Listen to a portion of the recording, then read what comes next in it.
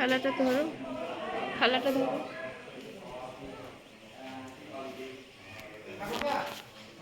চলো সবাই আমার ভিডিও দেখো।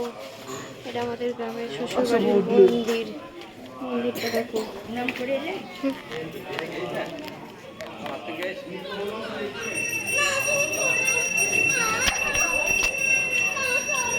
চলো তোমাদেরকে আজকে মন্দিরের ভেতরটা দেখাই, আমাদের গ্রামের শ্বশুরবাড়ির মন্দির।